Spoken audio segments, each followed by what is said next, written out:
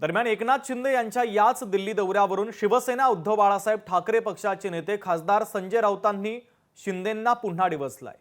संजय राऊतांनी या संदर्भात एक एक्सपोस्ट केलेली आहे। आपण पोस्टमध्ये राऊतांनी काय म्हटलंय ते पाहूयात। गुरुपौर्णिमेच्या निमित्ताने उपमुख्यमंत्री शिंदे यांचे दिल्लीत त्यांचे गुरु अमित शहांना जाऊन ते भेटले। धर्मवीर चित्रपटामध्ये आनंद दिघे यांचे चरण गुरुपौर्णिमेच्या निमित्ताने शिंदे धुत आहेत असं दाखवलं। दिल्लीमध्ये गुरु अमित शहांचे चरण धुवून शिंदे यांनी आशीर्वाद घेतले।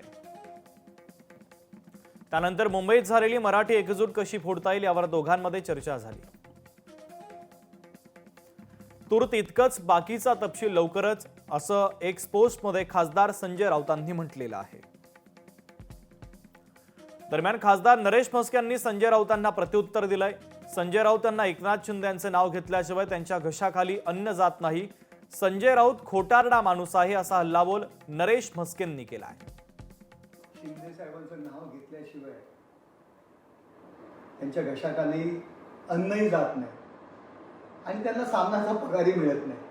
आता ते घुमतायत, थोडे दिवसांनी ते चावायला लागतील लोकांना। कपडे फाडून रस्त्यावर फिरणार आहेत।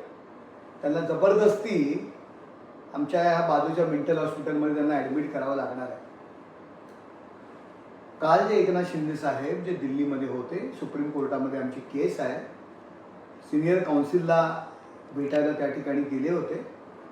काल माननीय देशाचे गृहमंत्री अमित भाई शाह दिल्लीत नव्हते।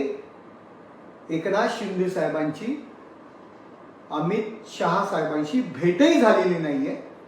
राजनाथ सिंह साहेबांचा वाढदिवस होता, त्यामुळे साहेब दिल्लीत असल्यामुळे राजनाथ सिंह साहेबांना भेटले आणि वाढदिवसाच्या शुभेच्छा दिल्या।